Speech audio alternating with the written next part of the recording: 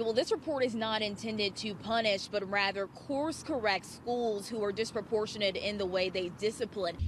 Happening now, Memphis police are investigating after a violent brawl on Beale Street. One man was caught on camera stabbing another man. Joe Conji, as you mentioned, within the last hour or so, the scene is cleared. Crews flipped that tour bus right side up and it was towed away. All right, all you expectant moms out there, Kentucky Fried Chicken wants you to name your baby after its founder, Colonel Harlan Sanders. Joe Conji, crews have been on the scene for hours now working to clean up this mess. I'm going to step out of the way so you can get a better idea of what exactly we are seeing here.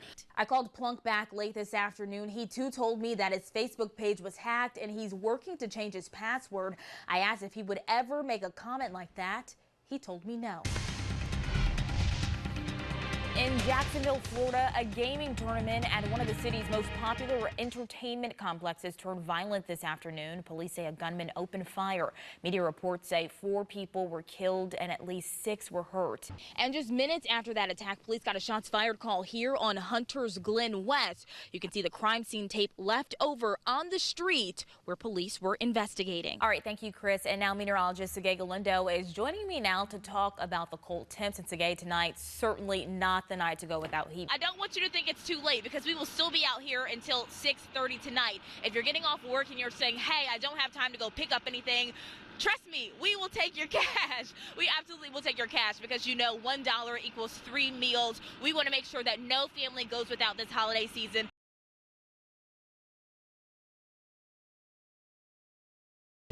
Push them over. I know they're your friends, but it does not matter. Freedom Prep senior Carlicia Bean knows the date and the hour her life changed forever.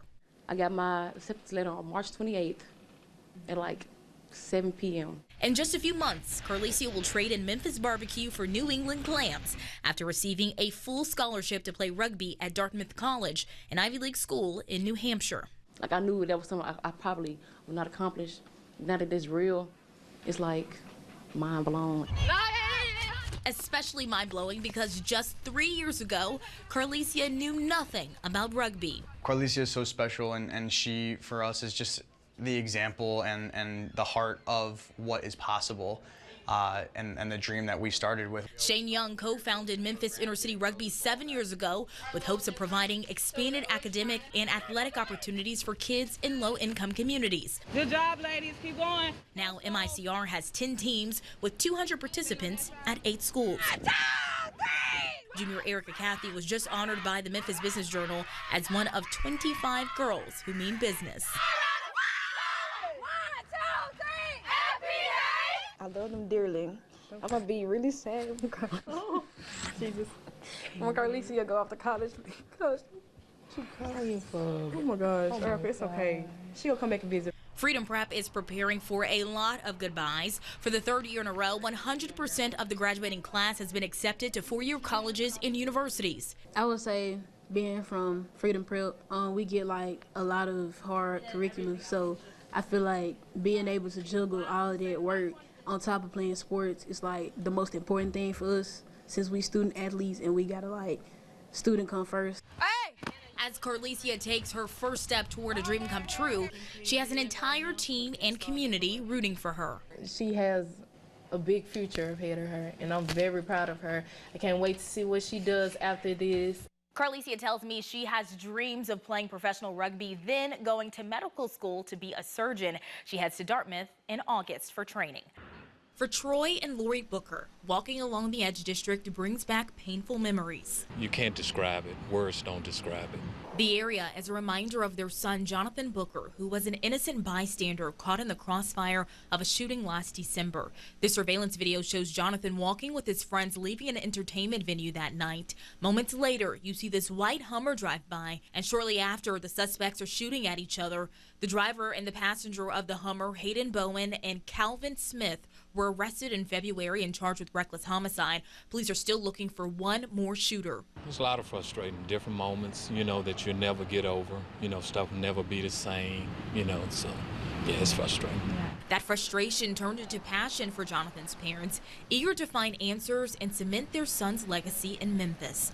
Jonathan was an avid skateboarder and photographer. His logo is plastered on different shirts and businesses throughout the city. For every shirt and every logo that goes out, it's just a little bit of John's happiness. So all the ugliness that I have to deal with, I don't really want it to affect Jonathan.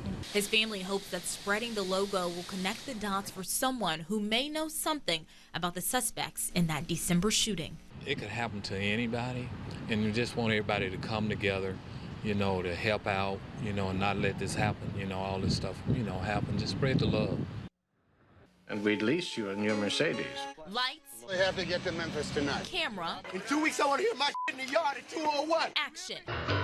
The Firm, Castaway, Hustle and Flow, and more. Mr. Flint, is that an American flag you have on there, sir? All shot in the Bluff City. Memphis had great success for many years with film productions. I'll be right back. And then the spigot was turned off because they started going elsewhere. Greg Akers, editor-in-chief of the Memphis Business Journal and former film critic, says in the early 2000s, states started competing for film projects by producing lucrative incentives packages to draw filmmakers to particular states. Tennessee didn't really participate much. So they, in the 2000s, they began to incentivize a little bit for film and TV productions. But we're talking a couple $1 million a year, or for a production, sometimes $10 million. Years later, some studios still consider Tennessee a lightweight. We haven't been happy here in West Tennessee for some time. Lynn Sittler with the Memphis and Shelby County Film Commission says the Bluff City is losing a lot of money and jobs because of the state's hesitance to incentivize film projects. Shot entirely at Elvis Presley's Graceland. She points to recent productions like the Hallmark Channel's Christmas at Graceland and soon-to-be premiere Wedding at Graceland as proof of a strong return on investment.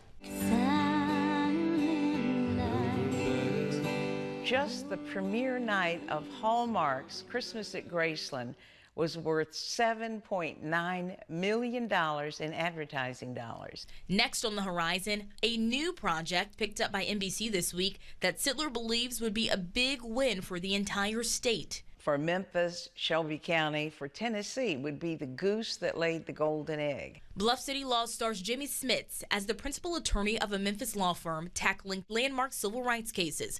The show's pilot was shot in Memphis. Sittler says tax incentives are the only way to ensure future episodes are shot here too. And this would mean jobs for 22 episodes.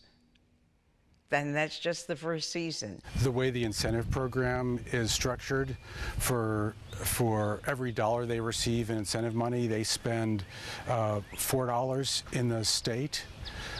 So it's got a really good rate of return. Peter Kirtland, a union representative for film crews in Tennessee, says he believes Bluff City Law could do for Memphis what the hit series Nashville did for the Music City.